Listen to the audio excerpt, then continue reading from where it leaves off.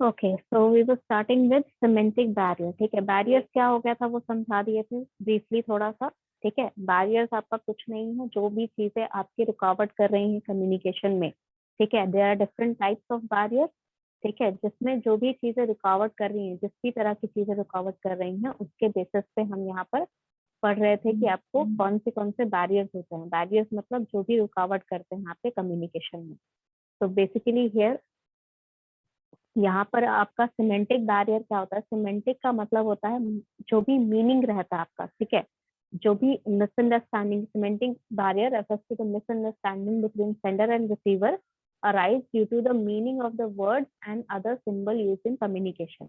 जो वर्ड्स आप एक्चुअली में यूज कर रहे हैं, उन वर्ड्स का मीनिंग आपका सही कन्वे होना चाहिए। सही मीनिंग वाले वर्ड्स यूज करने चाहिए आपको। और जो जिस तरह आप कम्युनिकेट कर रहे हैं, दैट मीन्स द टोन और द वॉइस जो आपका रहता है, जो सिंबल आप यूज करते हैं, जैसे आप कोई इमोजी अगर यूज करते हैं आजकल व्हाट्सएप के कम्युनिकेशन में, so that also matters कि what emoji you are going to communicate. There are people who still don't understand a lot of emojis, right? अभी भी बहुत सारे ऐसे लोग हैं जिनको बहुत सारी इमोजीज का मीनिंग नहीं पता है, सही मीनिंग नहीं पता है। तो if you are communicating on the basis of that things, आप इमोजी के थ्रू कम्युनिकेट कर रहे हैं, तो आपको जो मतलब पता है उस इमोजी का, आपके सेंडर, आप एज अ सेंडर जिसको सेंड कर रहे हो, तो जिसके पास रिसीवर हो, जो रिसीव कर रहा है, जो रिसीवर है आपके इमोजी का, उसे भी सेम मीनिंग पता होना चाहिए, तभी तो आप उसको मैसेज सही सेंड कर पा रहे हो। So if there is a barrier regarding any words or symbols that you are sending as a sender or receiving as a receiver, तो उस कम्युनिकेशन में जो बैरियर होगा बिकॉज ऑफ दीज थिंग्स, उसे सिमेंटिक बैरियर कहते हैं। ठीक है, सिमेंटिक बैरियर में यहाँ पर बहुत सारी चीजें आती हैं। ठीक है, for example bad expression. Bad expression मतलब आपका जो एक्सप्रेशन रहता है, फेशियल एक्सप्रेशन रहता है, words with different meaning, faulty translation, unclarified assumption, denotation and connotation, मतलब ये जो मीनिंग रहते हैं वर्ड्स के, टेक्निकल jargons। तो यहाँ पर क्या चीजें हैं? पहली बात हम लोग पहले हम लोग बात कर लेते हैं बैड एक्सप्रेशन की। एक्सप्रेशन मतलब कि आपका जो भी आप कहना चाहते हो, जो भी वर्ड्स आप कह रहे हो, ठीक है, सिर्फ वर्ड्स मैटर नहीं करते, उनके साथ अगर आप इमोशंस नहीं जोड़ रहे हो, तो उन वर्ड्स का कोई मीनिंग नहीं रह जाता। Let's say if I am saying someone that I won this prize and I am very happy, तो इस स्टेटमेंट में मेरा जब तक इमोशन नहीं जुड़ेगा, if I don't express myself as I am happy, if I don't show you with my face, using my face, if you don't realize that I'm happy, तो आप कैसे कह सकते हो कि मैं हैप्पी हूँ, राइट? तो वो वर्ड का मीनिंग जो होता है वो मीनिंगलेस हो जाता है if you don't use right expression with right words that you are trying to say. तो अगर एक्सप्रेशन जो है, फेशियल एक्सप्रेशन हो गया, चाहे आपके जेस्चर्स हो गए, ये आपके वर्ड से मैच नहीं कर रहा है, तो ये एक बैरियर क्रिएट कर देता है आपके रिसीवर के लिए। लाइक आपने ये चीज कहीं से सुनी होगी कोई मूवीज में, that you are getting mix signal, right? ये चीज आपने सुनी होगी। मिक्स सिग्नल का मतलब क्या है? That means if a person is waving you like this, you या तो आप उससे हाई ले सकते हो या फिर बाय ले सकते हो, regardless of what he is trying to say word. ठीक है, आप जो भी वर्ड वो कह रहा है उस चीज पे बहुत ज्यादा ध्यान नहीं होगा। मान लीजिए आप सड़क के उस किनारे खड़े हैं, एक पर्सन सड़क के इस किनारे है, वो आपकी तरफ हाथ हिला रहा है, आप उस पर्सन को जानते नहीं हो, फिर भी एक मिनट के लिए सोचोगे ना, is he waving to me? ठीक है, आप एक मिनट के लिए सोचते हो कि अरे वो मेरे को तो नहीं देख के बोल रहा है। फिर आप पीछे देखोगे, इधर देखोगे कि किसको बोल रहा है, कोई रिप्लाई कर रहा है उसका कि नहीं कर रहा है। if nobody else replies, then you think that that person, whoever that person is waving to you, right? आपको ऐसा ही लगता है कि अगर कोई रिप्लाई ना करे, आस पास कोई उसको देख के रिप्लाई नहीं कर रहा है, तो आपको यही लग रहा है कि वो आपको तरफ देख कर वेव कर रहा है, राइट? तो वो हाई हो सकता है, बाय हो सकता है, regardless of what ever he is saying. वो ऑब्वियसली बात है कि आपको सुनाई नहीं देगा वो सड़क के उस पार से क्या बोल रहा है। तो using expression, you are going to have to interpret कि वो क्या कह रहा है और क्यों कह रहा है, राइट? हो सकता है कि आपका पर्स गिरा हो, या आपका जो पॉकेट है उसमें से आपका वॉलेट जो है एकदम गिरने ही वाला है, and he is waving to you to tell you that, right? तो यहाँ पर जो एक्सप्रेशंस हैं वो रॉन्ग मीनिंग भी ले सकता है। फॉर एग्जाम्पल बहुत सारे केसेस में ऐसा देखा होगा आपने, if somebody is trying to tell you something, ऐसे अनजान लोगों के साथ, स्ट्रेंजर्स के साथ बहुत ज्यादा ऐसा होता है कि कभी आपका, अगर मान लीजिए कि कि आप जा रहे हैं कहीं भीड़ वाले इलाका में और वहां पर कोई एक पर्सन है जिसका मोबाइल जो है वो ऑलमोस्ट जेब से गिरने ही वाला है। If you don't tell them with words, अगर आप वर्ड्स के साथ उसे नहीं बताते हो, आप कोई भी एक्सप्रेशन, कोई भी जेस्चर करके उन्हें दिखा देते हो, उन्हें नहीं समझ में आएगा। आपको उनके पास जाके बोलना होगा कि भाई साहब आपका जो मोबाइल है वो गिरने वाला है, राइट। तो यहाँ पर जो एक्सप्रेशन होता है उसे इंटरप्रेट किया कैसे किया जा रहा है, राइट, उसे किस तरह इंटरप्रेट किया जा रहा है। अगर आपके एक्सप्रेशन में मान लीजिए कि आप जो है आपको देख के वो पर्सन, आपके एक्सप्रेशन को देख के ऐसा पर्सन उसको लग रहा है कि आप उसे धमकी दे रहे हैं कि आप मोबाइल चुरा लेंगे, इस तरह नहीं लगना चाहिए, ठीक है। तो whatever expression you are using should match your word, ठीक है। The message is sent to be is said to be badly expressed if the wrong words are chosen. The sentences are not sequenced properly, and there is frequent repetition of words or sentences. ठीक है, इसका मतलब कि आपका जो expression है, आप जो एक्सप्रेस करना चाहते हो वो अच्छे से नहीं एक्सप्रेस होता है अगर आप रॉन्ग वर्ड्स यूज करते हैं, ठीक है। अगर आप वर्ड्स क्लेरिफाई नहीं कर रहे हैं, ठीक है, अगर आपने सिंपल एक सेंटेंस बोलने की बजाय उसे कुछ और बोलने के इशारे में समझाने की कोशिश कर रहे हैं, या फिर बिना वो वर्ड बोले आप कुछ बोलने की कोशिश कर रहे हैं, तो हो सकता है कि रिसीवर को समझ में ना आए। आप गलत वर्ड यूज कर सकते हैं, या फिर जिस तरह आप फ्रेम कर रहे हैं सेंटेंस को, एज इफ, मतलब अगर मैं कहूँ, जैसे मैंने लास्ट क्लास एमआरक्यू का एग्जांपल दिया था, तो some student who joined late, उसको कंफ्यूजन हो गया कि मैम कल एमआरक्यू ले रही है क्या, राइट। तो यहाँ पर जरूरी नहीं है कि आप वहां पर गलत बोल ही रहे हो सकता है कि आप जिस तरह से वहां पर बोल रहे हैं, आपने जैसे सेंटेंस को जिस तरह फॉर्म किया है, उससे किसी को कंफ्यूजन हो जाए रिसीवर को कि किस तरह आप बोलना चाह रहे हैं, ठीक है, या आप बार बार कोई वर्ड रिपीट कर रहे हैं, ठीक है। अगर आपने there is one more thing, यहाँ पर टाइम रिक्वायर्ड मेंशन किया गया है, मतलब अगर आपने टाइम रहते हुए क्लेरिफाई नहीं किया तो उस मैसेज का इम्पैक्ट खत्म हो जाता है, ठीक है। मतलब मान लीजिए कि अगर मैंने आपको कहा कि अगर मैं एमआरक्यू का एग्जांपल लूं, if I am telling you that I am going to take your MRQ on on next Monday, ठीक है, कोई भी डेट हो सकता है, I am not clarifying you the date, ठीक है, मैं बस बोल रही हूँ कि नेक्स्ट मंडे आपका एमआरक्यू हो सकता है। तो इस केस में if I don't clarify this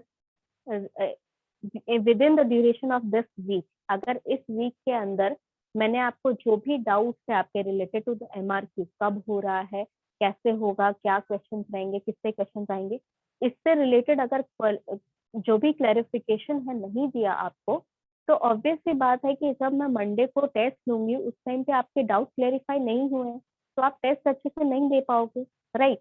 आपको लगेगा कि मैम ने ये तो बताया नहीं था, वो भी नहीं बताया था, ऐसा नहीं बताया था, वैसा नहीं बताया था, फिर भी कैसे पूछ लिया।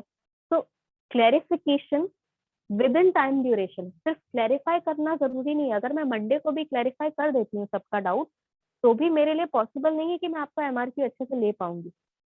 अगर मैं टाइम रहते विद इन दिस वीक, पिछले अगले मंडे आने से पहले अगर मैं आपका डाउट सारा क्लियर कर देती हूँ, only then your communication, my communication, मेरा जो मैसेज है वो मैसेज पूरा प्योरली आप तक पहुंच गया है, एंड इन दैट केस आपको यहाँ पर कुछ भी क्वेश्चन में डाउट नहीं रहना चाहिए, और जो भी डाउट रहेगा that is up to your end, ठीक है। क्योंकि ऐसा भी होता है कई बार कि रिसीवर को आप कितनी बार भी समझाएं या कितनी बार भी करेक्ट मैसेज भेजे, वो मैसेज गलत सेंस में ही लेता है। तो वहां पर सेंडर का कोई यहाँ पर प्रॉब्लम नहीं है, यहाँ पर रिसीवर का प्रॉब्लम है।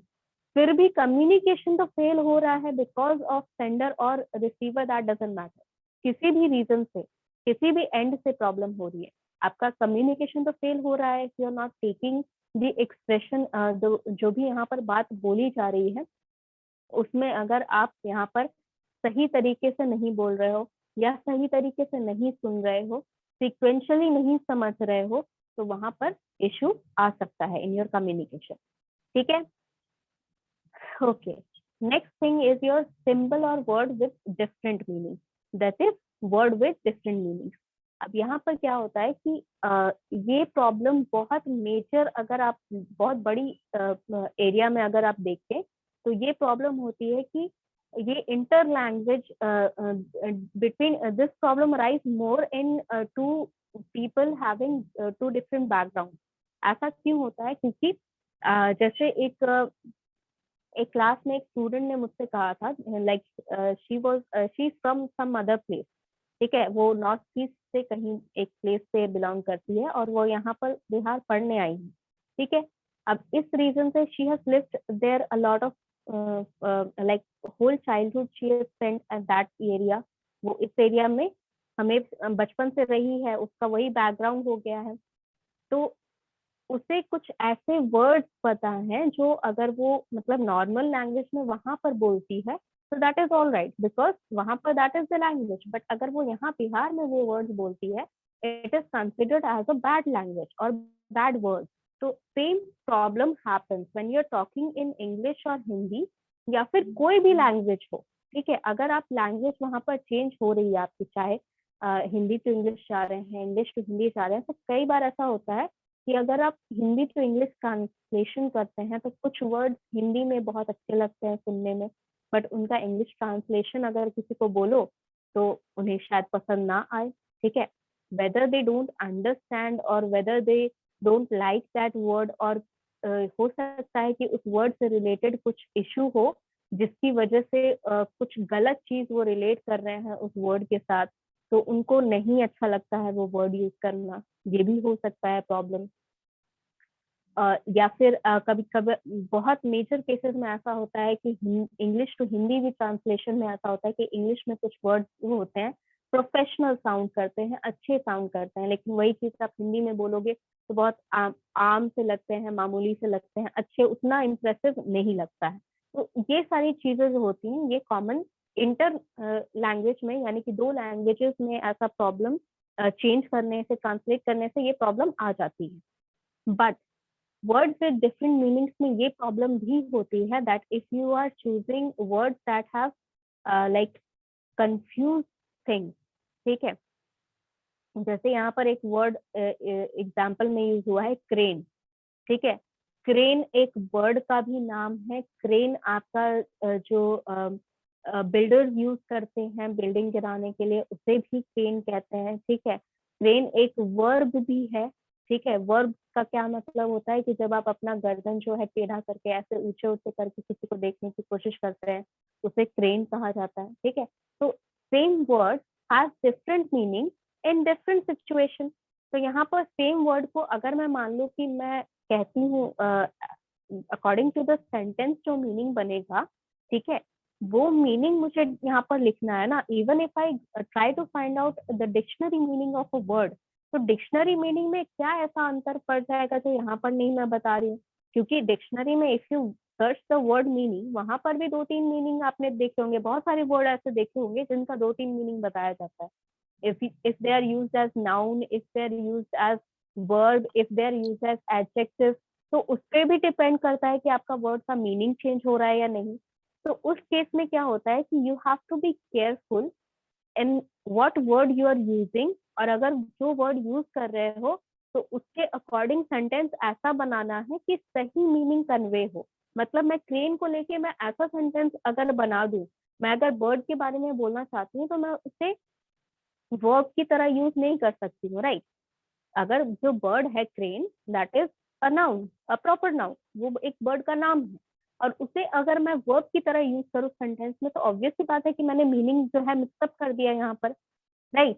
तो मिक्सअप कर दिया तो जो मेरा रिसीवर है वो तो समझ ही नहीं पाएगा कि वो मैं किस क्रेन की बात कर रही हूँ। तो सिमिलर वे में there are lot of words with which you can get confuse, ठीक है। तो अगर कई बार ऐसा होता है कि बहुत लोग जो होते हैं कंफ्यूज हो जाते हैं वर्ड्स का, उनका जब मीनिंग नहीं पता होता है, उन्हें इंसल्टिंग लगता है वो वर्ड, अगर मीनिंग नहीं पता रहता है तो वो सोच लेते हैं कि कोई इंसल्ट कर रहा है उनकी, कोई बुरा भला बोल रहा है, कुछ बैड वर्ड्स बोल रहा है। तो you have to find out the actual meaning that that word contains, उस वर्ड का एक्चुअल मीनिंग पता होना चाहिए, प्लस आपको ये भी पता होना चाहिए कि जो सेंडर है या फिर जिस पर्सन ने वो सेंटेंस लिखा है या बोला है उसको किस सेंस में बोला है, दैट इज ऑल्सो इम्पोर्टेंट। ठीक है, सिर्फ वर्ड का मीनिंग या सिंबल का मीनिंग रखना जरूरी नहीं है। जैसे I will tell you this कि ये जो वर्ड होता है, ये जो आपका जेस्चर होता है, ठीक है, ये सिंबल जो है ये आप किसी के सामने ऐसे करोगे, इसका मतलब क्या आप रुकने के लिए कह रहे हो, राइट? हम और आप यही समझते हैं, but if you do this gesture in other country, there is a country, मैं नाम नहीं लूंगी आपका, there is a country where if you do this gesture that means you want to kill that person or you wish that person death। ठीक है, मतलब आप मना रहे हो कि वो बंदा जो है वो मर जाए या आप उसे मर जाने के लिए बोल रहे हो। ठीक है, तो यहाँ पर जेस्चर्स भी बहुत मैटर करते हैं। Like if you wave like this, तो इसका मतलब यूनिवर्सली सबको पता है या तो हाई होता है या तो बाय होता है।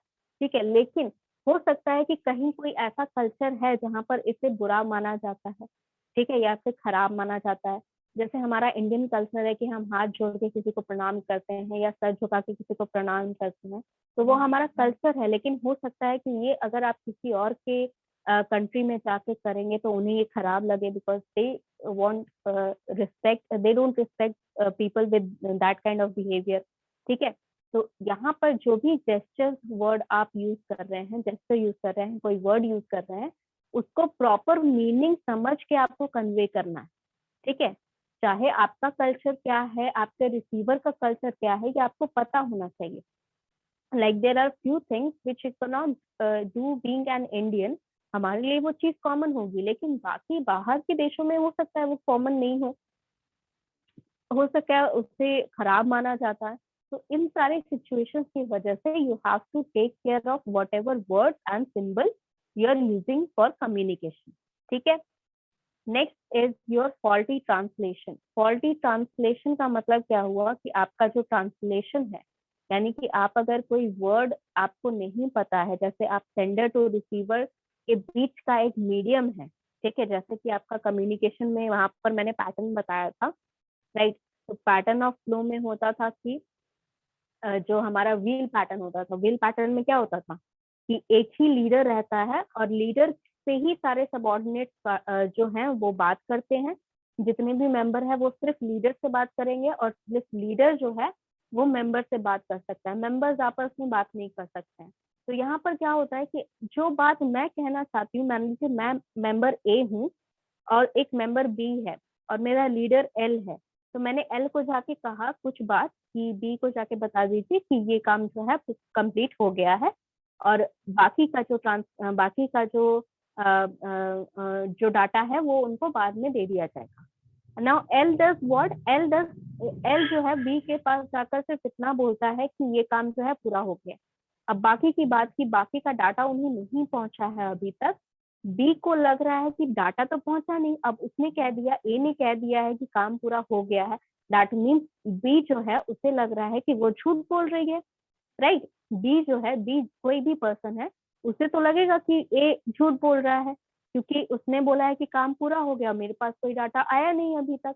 दैट मीन्स यहाँ पर जब आप मीडिएटर बनते हैं किसके बीच के कम्युनिकेशन में, या फिर आप अगर सीनियर टू जूनियर के बीच के कम्युनिकेशन में एक लेडर में आप बीच में आते हैं, तो it is your responsibility to convey the correct message in the way it is intended. जिस तरह इंटेंशन बनाई गई है सेंडर के थ्रू, वही इंटेंशन के साथ आप सेम मैसेज रिसीवर तक पहुंचाएं।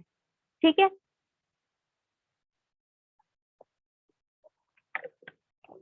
Like it is given here, यहाँ पर देखिए एग्जाम्पल में भी यही चीज कहा गया है। A manager collects information from his superior and subordinate and translated the same information to all his employees. According to the understanding level of the superior, it leads to the misinterpretation of the message, and thus it requires mold the message according to the understanding level of the employees to have an intended response. इसका मतलब क्या कि मान लीजिए आप manager हैं, आप junior level जो सुपीरियर्स हैं और सबॉर्डिनेट्स हैं उनके बीच का आप इंफॉर्मेशन कलेक्ट करते हैं, उन्हें डाटा जो है इंस्ट्रक्शन देते हैं। तो मान लीजिए आपके सीनियर ने कहा कि if you are manager at hotel, मान लीजिए आप एक होटल में मैनेजर हैं और आपके सीनियर ने कहा कि 4th फ्लोर पे जो गैलरी है उसमें किसी ने गंदा कर दिया है गैलरी को, तो आपको वहां जाके साफ करना है, और 402 और 404 वाला जो रूम है वो खाली हो रहा है, आपको सफाई करवानी है। Now this is a simple instruction, बहुत सिंपल इंस्ट्रक्शन है, लेकिन जो मैनेजर है उसने ध्यान से नहीं सुना हो सकता है, या फिर उसे बोलने नहीं आता है, उसे कम्युनिकेशन का स्किल अच्छा नहीं है उसका, तो वो जब जाके बोलता है अपने सबॉर्डिनेट से, जो जूनियर मेंबर है उनसे जाके बोलता है, तो वो अच्छे से नहीं बोलता है, वो बोलता है कि बस 4th फ्लोर पे गंदा है, जाके साफ कर दो। अब उसने ये नहीं कहा कि कौन से एग्जैक्ट रूम में उसको जाके साफ करना है, ठीक है।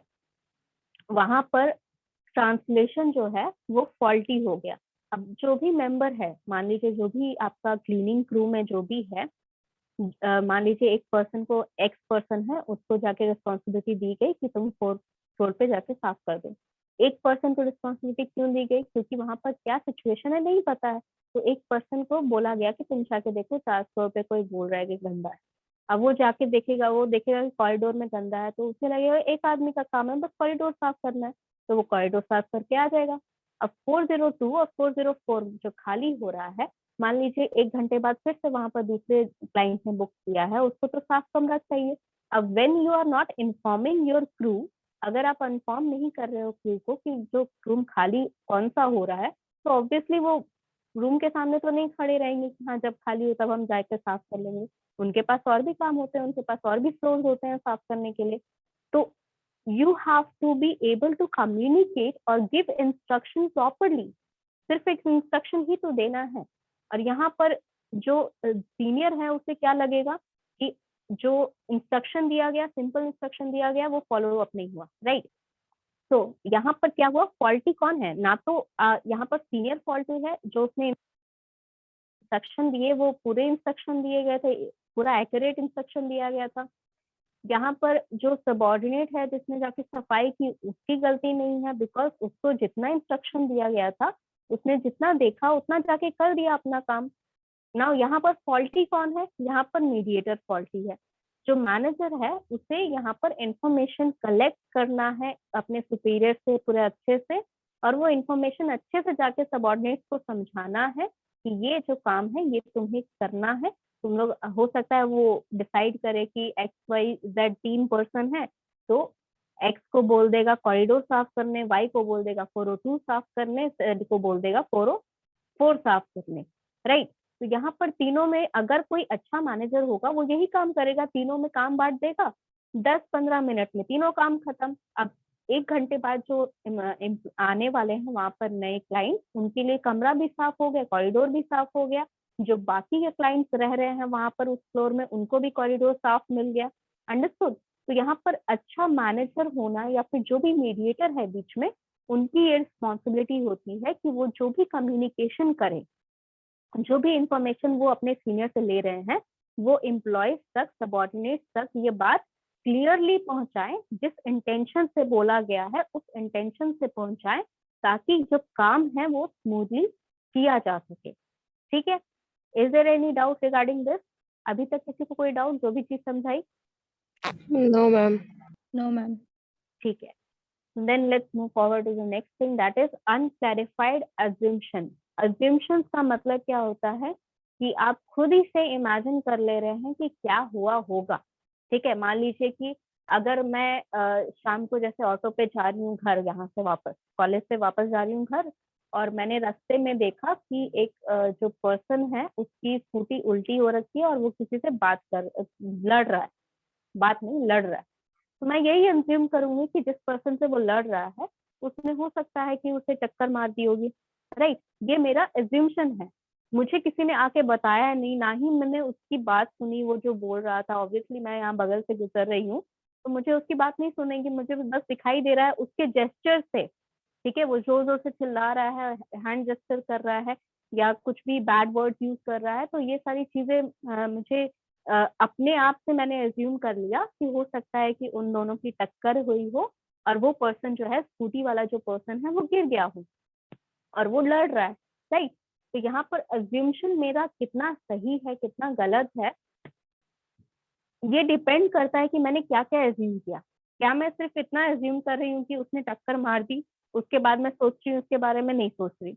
हो सकता है कि मैं इसके बारे में, कुछ लोग होते हैं जो अगर यहाँ पर देख ले कोई इंसिडेंट, तो उनके दिमाग में कुछ चल जाता है। मतलब मान लीजिए कि जैसे ऐसा कोई कंपनी में आप, जैसे मैंने बताया होटल में आप काम कर रहे हैं, मैनेजर, एज अ मैनेजर हैं आप, ठीक है। तो आपने देखा कि 2 एम्प्लॉयज जो हैं आपके, वो आपस में लड़ रहे हैं, ठीक है। अब यहाँ पर आपके पास 2 ऑप्शन है, या तो आप उन्हें जाके बोल सकते हैं कि लड़िए नहीं, काम करिए, ठीक है। वो तो आप करेंगे, obviously this is your job as a manager, it is your job to let the others work smoothly, सारे काम स्मूथली हो जाएं, ये आपका काम है। तो आप उन्हें जाके बोल सकते हैं कि आप लड़ो नहीं, यहाँ पर जाके काम करो। अब वो दोनों जो हैं, वो दोनों अगर आप कह सकते हैं, वो दोनों के पास 2 ऑप्शन है। एक तो वो आपको बता सकते हैं कि क्या प्रॉब्लम हुई, किस बात के लेकर लड़ रहे हैं वो लोग।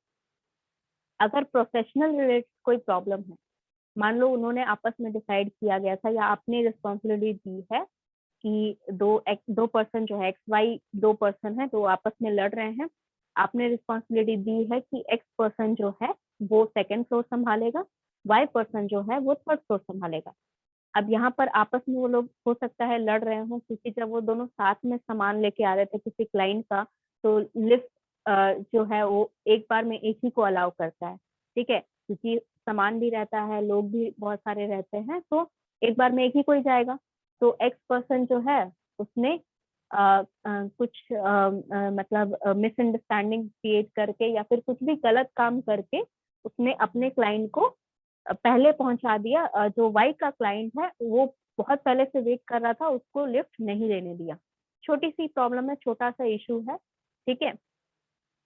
एक्स जो है वो ज्यादा काम करना चाहता है ताकि वो अप्रिशिएट कर पाए, उसकी भी कोई गलती नहीं है। गलती बस इतनी है, उसने जो गलत काम किया आगे काम करने के लिए, या आगे बढ़ाने के लिए, या टिप हो सकता है लेने के लिए, वो गलत था, उसके लिए अनएथिकल था, ठीक है। अब यहाँ पर जो है मैनेजर को हो सकता है वो लोग बता दे, अगर वो बता देते हैं तो मैनेजर यहाँ क्या करेगा, वो रिजॉल्व करवाएगा इन दोनों को आपस में। वो एक्स को डांट सकता है कि नहीं, तुम्हें ऐसा नहीं करना चाहिए था, जो पहले आएगा उसे लेके जाओ, जो बाद में आएगा वो उसे वेट करना होगा, वो कितना भी कुछ बोले, ठीक है। या फिर 2 लेफ्ट है, तुम एक्स जो था वो एक लेफ्ट से चले जाता, वाई जो था दूसरे लेफ्ट से चले जाता, ठीक है। नाउ अगर वो नहीं बताते हैं, एक्स वाई आपस की जो लड़ाई है वो नहीं बताते हैं, वो आपस में ही लड़ रहे हैं, तो इस केस में मैनेजर क्या करेगा, मैनेजर अज्यूम करेगा कि क्या हुआ होगा जो दोनों आपस में लड़ रहे हैं, राइट। क्योंकि उसका काम ये है कि काम जितना भी हो रहा है होटल में स्मूथली हो, तो उसके लिए उसे ये चीज ध्यान रखनी पड़ती है कि जो एम्प्लॉयज हैं वो आपस में उनकी बनती रहे, ठीक है। अदरवाइज झगड़ा होता रहेगा तो कहीं ना कहीं काम जो है अटक जाता है, ठीक है। तो वो अज्यूम करेगा कि हो सकता है कि उन दोनों में आपस में किसी क्लाइंट को लेकर टिप ज्यादा किसी ने कर दिया हो, ठीक है। एक्स को ज्यादा टिप मिल गई हो तो वो शो ऑफ कर रहा होगा, तो वाई को बुरा लगा होगा, इसलिए उसने कुछ कह दिया होगा। या फिर हो सकता है कि जो मैनेजर है वो जानता है कि एक्स जो है वो एथिकल पर्सन नहीं है, वो रेगुलरली इनएथिकल काम करता है, तो इसी वजह से उसको लगा हुआ कि एक्स ने कुछ गड़बड़ की होगी, वाई तो अच्छा इंसान है, तो उससे शायद बुरा लगा होगा, तो उसने बोल दिया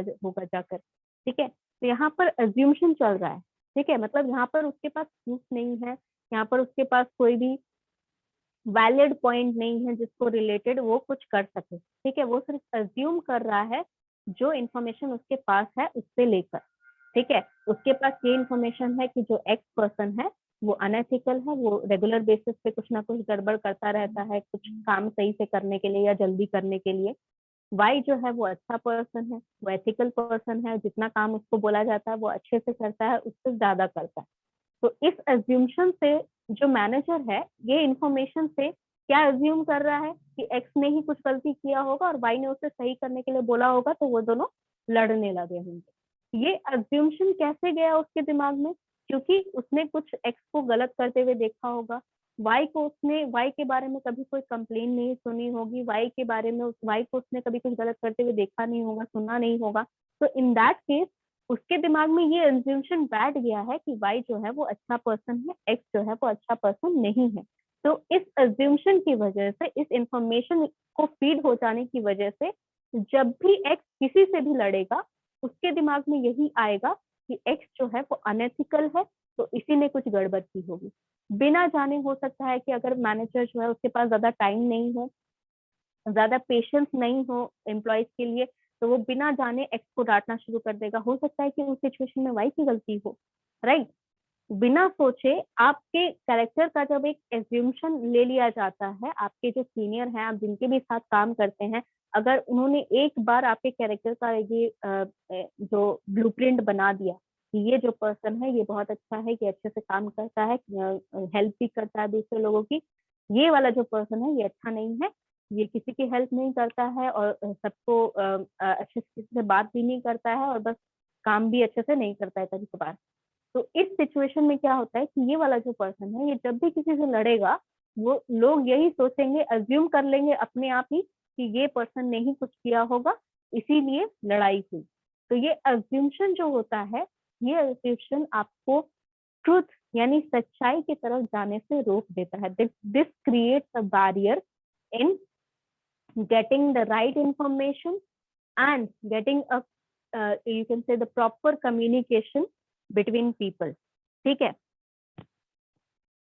हो सकता है एक पर्सन जो है उसके सिचुएशन अच्छे नहीं चल रहे हैं, उसे पैसे की जरूरत हो, इसीलिए वो ज्यादा से ज्यादा काम करना चाहता है जल्दी से जल्दी, ताकि वो टिप कमा सके, ठीक है, और उससे कुछ जो पैसे मिलेंगे उसको हो सकता है कि अपना कोई बीमारी हो उसका इलाज कराना है उसको, या किसी और की बीमारी का इलाज, वट एवर द सिचुएशन है।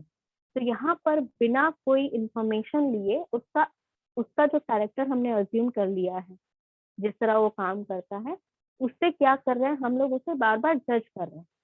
ठीक है। तो ये जो सिचुएशन है, यहाँ पर मैनेजर की भी गलती है और एक्स की भी गलती है। एक्स ने जो गलत काम किया, क्योंकि आप किसी भी डायर सिचुएशन में हो, आपको यही सिखाया गया है कि आप अनएथिकल कोई भी काम नहीं करेंगे। ठीक है। एथिकली आप कोई भी गलत काम नहीं करेंगे। अगर आप कर रहे हैं, ठीक है, कोई सिचुएशन है तो उस सिचुएशन के बारे में आपको बताना भी है। बीइंग अ सीनियर, ये जॉब भी है मैनेजर की कि आप अपने एम्प्लॉयज के बारे में जाने कि अगर वो परेशान है तो क्यों परेशान है। आप हो सकता है कि हेल्प नहीं कर सकते उन्हें किसी भी तरह से, लेकिन अगर आपको पता है कि एक्स जो है उसकी तबीयत खराब है, या एक्स के घर में किसी की तबीयत खराब है, वो 5 मिनट लेट आता है, तो क्या आप उसे डांटेंगे? नहीं डांटेंगे ना, राइट। तो यहाँ पर आपका सिचुएशन आपको पता होना जरूरी है, सच्चाई से आपको अवगत खुद होना चाहिए। ठीक है। तो being a manager, it is your responsibility that you should know about your employees instead of assuming things. ठीक है, आप एज्यूम कर लेते हैं कोई भी चीज, एज्यूम करने की बजाय आपको वहां पर सच्चाई जाननी है, ताकि कम्युनिकेशन में रुकावट ना आ सके। ठीक है।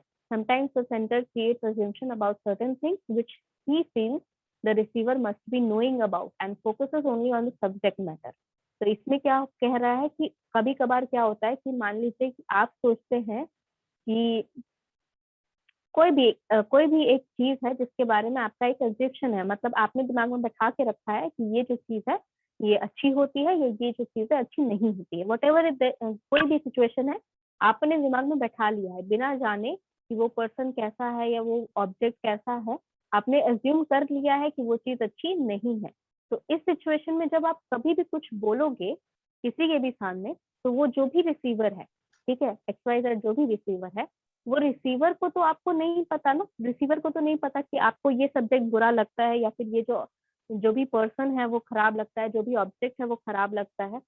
तो आप बात किए जा रहे हो, लेकिन रिसीवर एंड पे तो कंफ्यूजन क्रिएट हो रहा है कि ये इतना बुरा क्यों बोल रहा है उस पर्सन के बारे में, या ये इतना बुरा क्यों बोल रहा है उस सब्जेक्ट के बारे में, मैंने तो यूज करके देखा है, वो सामान तो एकदम ठीक है। ठीक है। But in case of a special message, if assumptions are vague, vague मतलब बहुत ही लाइटली, ठीक है, कुछ अच्छे से साफ साफ नहीं पता, बस वेग मतलब हल्का फुल्का आपको पता है कि क्या हो रहा है। तो अज्यूमशन अगर वेग है और अननोन है रिसीवर के लिए, then communication might get adversely affected. ठीक है। मतलब यहाँ पर क्या है कि ना आपको कुछ एज्यूम करना है बीइंग अ सेंडर, और ना ही रिसीवर को अगर आप रिसीविंग एंड पे हैं चाहे आप सेंडिंग एंड पे हैं, दोनों ही एंड पे जो भी पर्सन है उसे कुछ भी अज्यूम नहीं करना है, अपने आप से इंफॉर्मेशन जोड़ नहीं लेनी है। लाइक अगर मुझे जानना है कि उस जो पर्सन है उसकी स्कूटी क्यों गिरी हुई है, मुझे ये इन्फॉर्मेशन चाहिए, तो मुझे जाके वहां पता करना होगा कि क्या हुआ, क्या मैटर हुआ। मैं किसी से पूछूंगी, किसी आसपास के लोग से पूछूंगी, उससे खुद जाके मैं बात करूंगी कहीं से भी, लेकिन मुझे इन्फॉर्मेशन चाहिए तो मैं करेक्ट इन्फॉर्मेशन लेके आऊंगी। Instead of assuming my self, मैं खुद ही इंज्यूम अगर ये कर लूँ कि वो जो पर्सन है उसने ठोक दिया होगा, उसका गाड़ी लग गया होगा इसीलिए वो गिरा हुआ है। अब ये बात मैं अगर किसी को भी बताती हूँ रास्ते में, अगर मान लीजिए घर जाके मैं मम्मी मदर को बता रही हूँ, अपने भाई को बता रही हूँ कि अरे वो एक्सीडेंट हो गया था, वो जो भी बाइक वाला था उसने स्कूटी वाली को ठोक दिया। अब मुझे नहीं पता कि वो स्कूटी वाले ने ठोका या फिर बाइक वाले ने ठोका, स्कूटी गिरी हुई थी, स्कूटी वाला लड़ रहा था, तो मुझे मैं यही एज्यूम कर रही हूँ कि जो स्कूटी वाला है उसे टक्कर लगी है। अंडरस्टूड?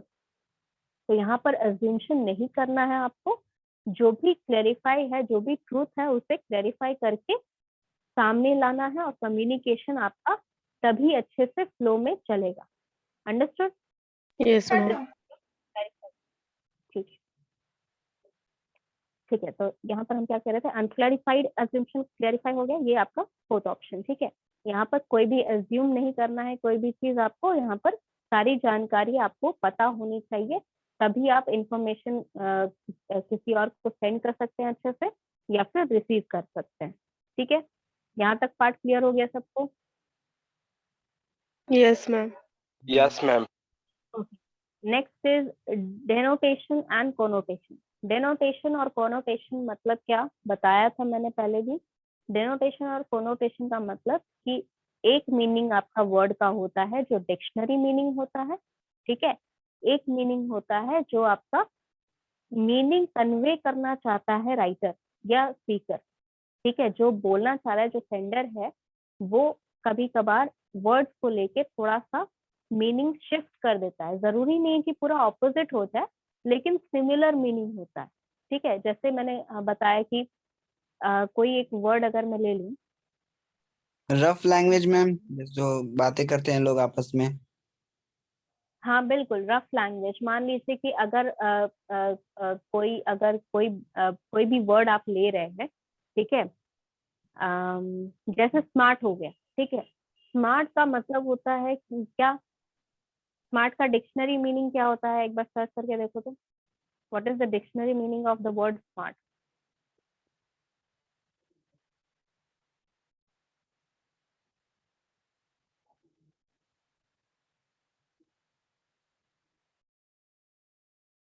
स्मार्ट का यहाँ पर डिक्शनरी मीनिंग बहुत सारा, दो तीन बता रखा है, ठीक है। First, according to the Britishers, that means इनकी फर्स्ट लैंग्वेज इंग्लिश है।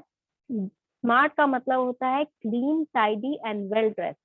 That means if you look smart, आप साफ सुथरे हैं, अच्छे से कपड़े पहने हुए हैं, और एकदम अच्छे वाले कपड़े पहनकर आप साफ सुथरे लग रहे हैं, that means you look smart, ठीक है।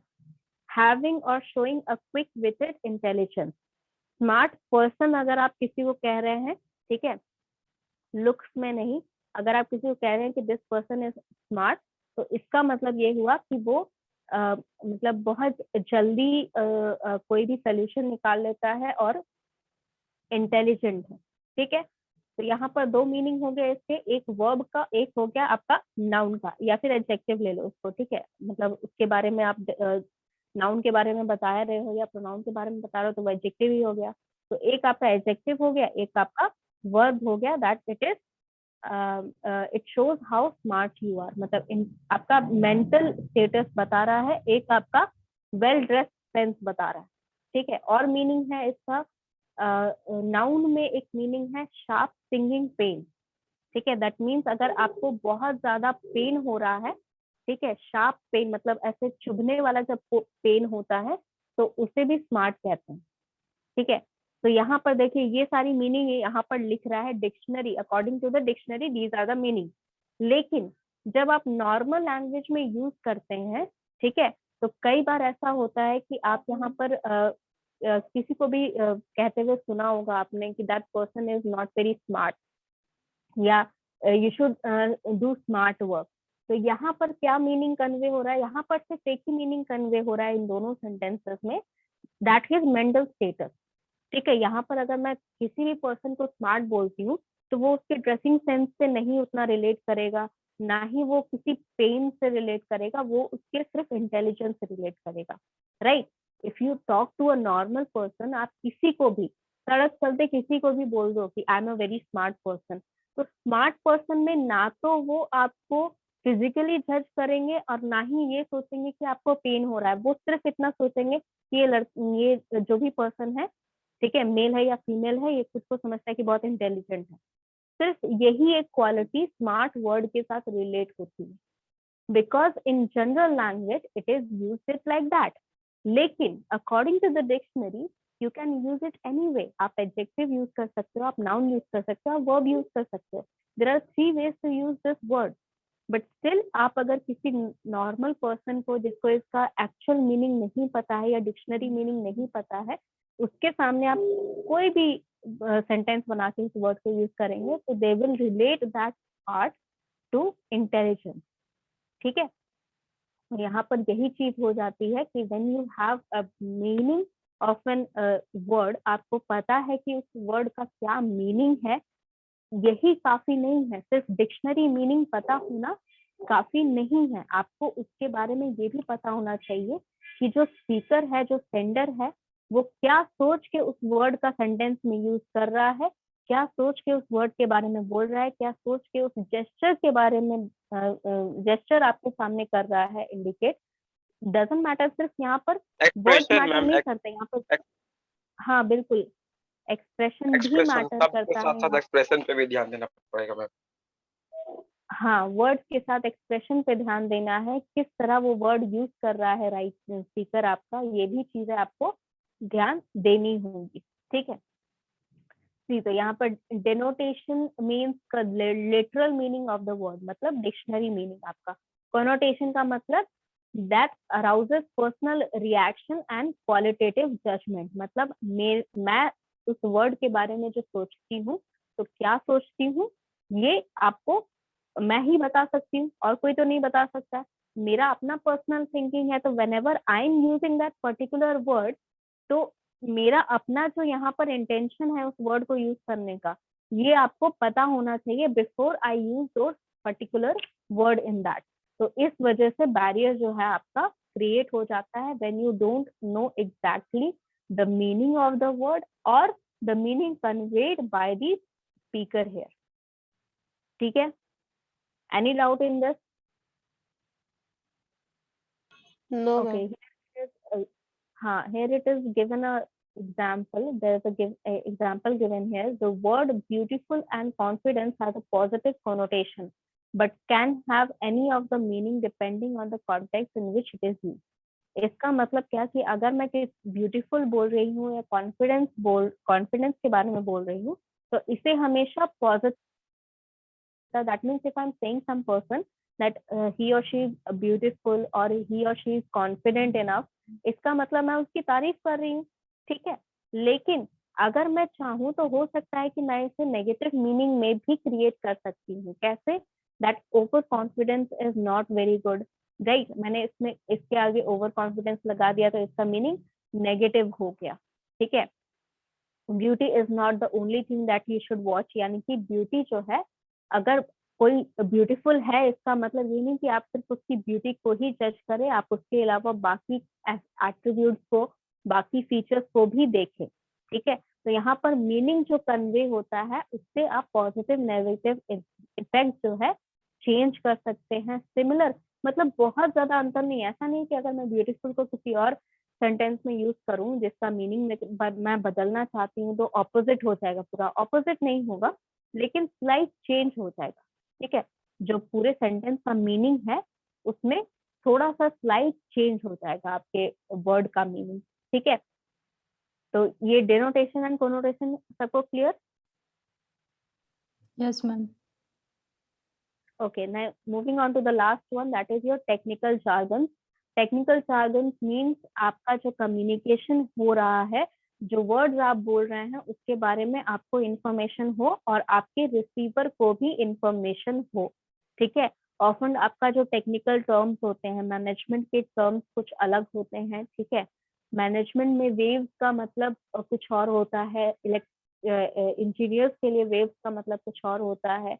इवन जो हमारे साइंटिस्ट हैं, ठीक है, if I talk about the weather scientist, जो वेदर साइंटिस्ट हैं उनके लिए वेव्स का मतलब कुछ और होता है, ठीक है। तो यहाँ पर सेम वर्ड अगर मैं बहुत सारी जगह, जैसे डाटा हो गया, ठीक है, डाटा में क्या चीजें इंक्लूडेड होती हैं, it is different in all the sectors of the profession if we talk about, ठीक है। मेरा अगर मैं अपने प्रोफेशन की बात करूं तो data according to teaching profession, data का मतलब मैं जो भी इंफॉर्मेशन आपकी क्लास से रिलेटेड रहेगा मेरा, ठीक है, आपको मुझे क्या पढ़ाना है, आपका अटेंडेंस, आपका वीडियो का लिंक, आपका MRQ, असाइनमेंट, ये सारी चीजें मेरे लिए आपके लिए डाटा है, ठीक है।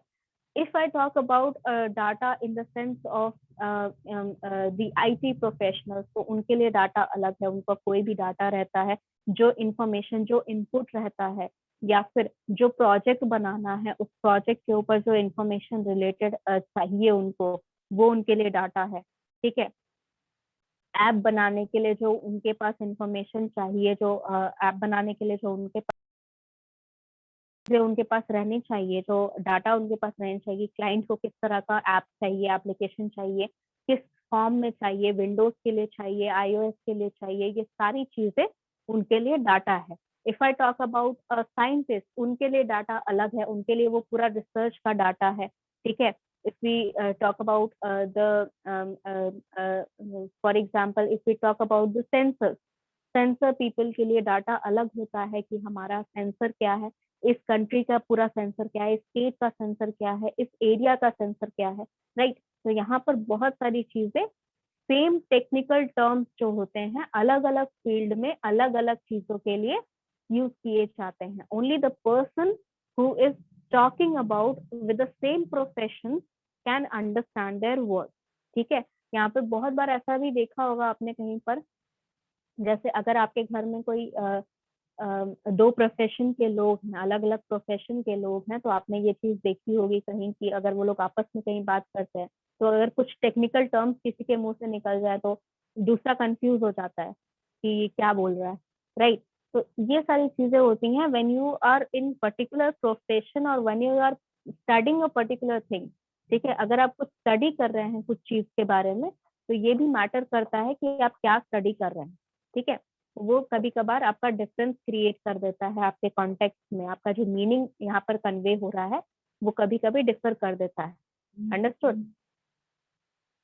ओके, सो यहाँ Yes, पर ma'am. टेक्निकल जार्गन भी क्लियर्ड आउट, और जार्गन का मीनिंग मैंने बताया था, अगर कोई भूल गया है तो मैं बता दूं। जार्गन का मतलब होता है एक्सपर्ट इन एनी फील्ड, ठीक है, या knowledgeable in any field. Anything that you want to ask with semantic barrier, semantic barrier में कोई भी ऐसा चीज जो नहीं समझ में आया?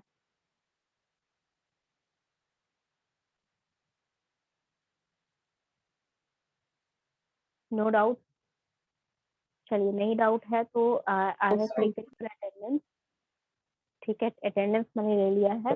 And this is an actual information, example नहीं है, ये एक्चुअल इंफॉर्मेशन है, ठीक है। नेक्स्ट क्लास जो है वो आपकी MRQ की क्लास है। I will be taking a test for you, oral ma'am test होगा। उसमें क्या क्या पूछेंगी MRQ में, क्या क्या आएगा? बता रही बच्चे, आपका MRQ टेस्ट नेक्स्ट क्लास है, ओरल टेस्ट होगा, दैट मीन्स मैं यहाँ पर क्वेश्चन पूछूंगी, आपको आंसर मुझे ओरली बताना पड़ेगा, ठीक है। कैमरा ऑन करके बताना पड़ेगा, अभी से बता दे रही हूँ, अगर किसी को कोई भी इशू है तो अभी बता दो, कोई क्लियर अप कर देंगे, ठीक है। क्वेश्चंस आपके आएंगे यूनिट 2 से ले लेते हैं, ठीक है, 2 और 3। क्या क्या यूनिट 2 और 3 में क्या क्या इंक्लूडेड है, बुक से देख के बता दो मुझे एक बार। 3 तो आपका ये है सारा, last time Channels and networks. Channels and networks है, और यूनिट 2 में क्या है? Nature, scope and process of communication. हाँ, उसमें सारा आपका वो एथिक्स एंड फैलेसीज वगैरह सारा है, तो वो सब आप पढ़ लीजिएगा। ठीक है, बहुत सारा क्वेश्चन नहीं, हर किसी से 2 ही क्वेश्चन पूछूंगी, मेरे ख्याल से उतना में ही 2 से 5 क्वेश्चन आपका रहेगा। अगर इजी इजी क्वेश्चन है जैसे 1 लाइनर क्वेश्चन है या एमसीक्यू टाइप क्वेश्चन है तो वो आपका इंक्लूड 5 क्वेश्चन आपसे पर पर्सन हो जाएंगे। आपका अटेंडेंस ज्यादा नहीं है तो 1 घंटा बहुत है आप लोग सबका टेस्ट लेने के लिए, तो 5-5 क्वेश्चन में आपका हो जाएगा, but you have to be able to answer at least. ठीक है, मैम मैम, एग्जाम भी है 10 तारीख को मैम। 10 तारीख को एमआरक्यू से मैम ज्यादा इंपॉर्टेंट एग्जाम आने वाला है मैम। तो बच्चे ma'am MRQ previous year question आप सॉल्व करवा देती। Yes ma'am. Previous year question मेरे को सेंड कर दो, I will help you in ma'am solving that. आप हम लोग के पास नहीं है, वो आप अरेंज कर। नहीं है तो I have to arrange it, I have asked a lot of times for the last year question but ma'am plus syllabus ma'am बहुत यूज में पड़ा हुआ है मैम आपका, तो प्लीज मैम नहीं तो एमआरक्यू से बच्चे अच्छा है कि सिलेबस तो बहुत नहीं एमआरक्यू तो मुझे लेना पड़ेगा, और एमआरक्यू आप ही के लिए फायदेमंद है, मैं बताऊं क्यों।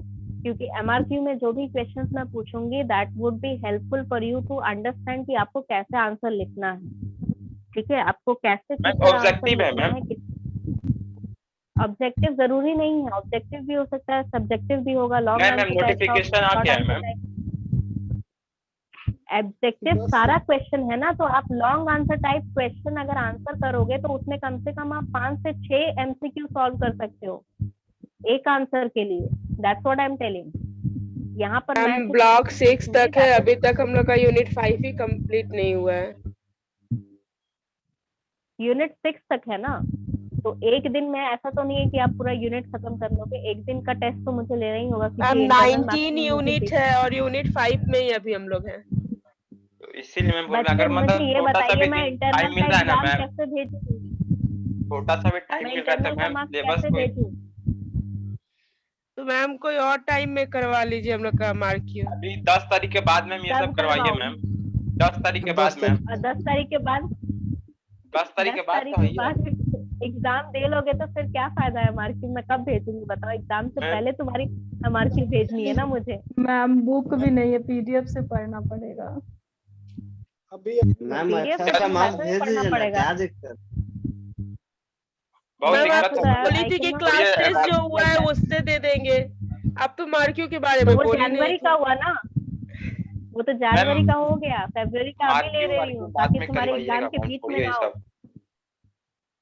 That is important for you. तुम्हें समझ ही में नहीं आ रहा, मतलब तुम लोग इतना सब मैम, हम एग्जाम लोग के एक पीछे पड़ क्लास रहे हो, तो तुम्हें ऐसे ही समझ हो नहीं आ जाएगा रहा है। ना। मैम अगर ये आइमा का एग्जाम मैम खराब हो जाएगा ना तो फिर आगे पूरा खराब ही रहेगा मैम। मार्क्यू खराब हुआ तो कोई दिक्कत नहीं है। ऐसा कुछ नहीं है, ऐसा कुछ भी नहीं है, ठीक है, मैम ऐसा आप कुछ भी फिर नहीं। हम किसी और टाइम में अरेंज जो कर लीजिए। तुम्हारा किसी और टाइम में कब अरेंज कर लूं बताओ? मैं दिन भर में 7 क्लासेस लेती हूँ। मैम हम लोग का रात में ले लीजिए। रात में हमारा एमआरक्यू मैं कैसे ले लूं? देखो एमआरक्यू जरूरी है क्योंकि मार्क्स भी तुम्हारे यहाँ से जाने हैं। ठीक है, नेक्स्ट क्लास एमआरक्यू दे देना। तुम्हारा ये पीडीएफ जो है जो मैं समझा रही हूँ, ठीक है, पीडीएफ मैं भेजते रहूंगी, पढ़ लेना। तुम्हें पता है कि मैं आसान पीडीएफ भेजती हूँ। अगर मान लो तुम्हारा जो एग्जाम है 10 तारीख को एग्जाम है, ठीक उसके है लिए मैं एक मानते हैं काम मैम, करती हूँ, आप मैं आसान पीडीएफ भेजते तुम्हें हैं बना लेकिन के 2-2 3-3 पेज का आसान है मैम। 2-2 3-3 पेज आप नहीं पढ़ोगे तो कैसे एमसीक्यू सॉल्व करोगे? मुझे ये बताओ। जो एमसीक्यू क्वेश्चन है ना, मैं बता रही हूँ आपको, कहीं से आप ऐसा सोच भी अगर रहे हो ना कि गूगल से सर्च करके वहाँ पे एमसीक्यू सॉल्व मैम करोगे, पता है ना नो मैम गूगल पे नहीं मिलता है। नहीं मिलता आइमा मैम का गूगल मैम पे। असाइनमेंट गूगल में आइमा का मिलने की असाइनमेंट बात तो करने में दूर की बात। आइमा का असाइनमेंट करने में मैम 2-4 टीचर लगे थे एक सब्जेक्ट में। हर सब्जेक्ट तो एक मान ही जाइए होता है। एग्जाम आ गया है आइमा का, तो फिर कितना टीचर लगेगा आप। नहीं, even if I explain each and everything you still won't be able to express yourself. ठीक है, आपको क्वेश्चन का आंसर पता होना चाहिए। तो अगर आपको एमसीक्यू लग रहा है तो मैं एमसीक्यू का ही एमआरक्यू ले लेती हूँ। वो तो ठीक ठीक है, है मैम, लेकिन जितना सिलेबस भी पढ़ाया अब कंप्लीट तक। होगा तभी तो कुछ समझ में आएगा मैम एग्जाम में। तो मुझे ये बताइए 10 तारीख को एग्जाम है, 10 तारीख तक मैं सिलेबस कैसे कंप्लीट करूँ? Is it possible? मैम कुछ नहीं तो होगा। होगा नो मैम मैम, बिल्कुल 2-3 टॉपिक पॉसिबल तो नहीं आगे है। बढ़ेगा मैम। मैम अगर आप कर भी दिए तो हम लोग उतना कुछ पढ़ तो पाने आगे तो मैं बढ़ा तो रही हूँ। मैम कुछ 1-2 तो आगे टॉपिक ही करिएगा तो बहुत है मैम। मान लीजिए आप कल वो टॉपिक पढ़ाए और वही आ गया तो सोच रही है मैम कितना जीव बात बड़ा बात हो जाएगा। That is not the issue, ठीक है, वो इशू नहीं है। और एक दिन में आपको जैसा लग रहा है कि अगर एक दिन का एक चीज पढ़ लोगे वही क्वेश्चन आ गया तो बच्चे ऐसा तो आपका 19 यूनिट्स से 19 यूनिट्स में तो कुछ भी आ सकता है। हर एक Yes, चीज ma'am. कंप्लीट करना दैट इज नॉट पॉसिबल, ठीक है। तो मैम एग्जाम एमआरक्यू कैसे लेना देंगे मैम? जरूरी है क्योंकि मुझे बच्चे एग्जाम आपको पढ़ के ही देना होगा, जितना पढ़े उतना भी पढ़ लोगे ना उतना पे भी एग्जाम आपका अच्छा चला जाएगा, मैम ठीक है। 70% आपका आ एमआरक्यू मैं जाएगा? कैसे भेजूं मुझे ये बताइए, मुझे मैम ले बताइए लीजिएगा। एमआरक्यू तो मुझे भेजना जरूरी है। Ma'am if I don't 50 send your number ऐसा ही, एमआरक्यू तो 30 फिर नंबर कैसा 30 भी नंबर। एग्जाम चाहिए ना, तो अगर मैं यहाँ पर एमआरक्यू का तुम्हारा नंबर नहीं भेजती हूँ ना तो तुम्हारा जो असाइनमेंट का नंबर जाना चाहिए जिससे थोड़ा बहुत बढ़ेगा तुम्हारा परसेंटेज ना, वो भी नहीं जा पाएगा।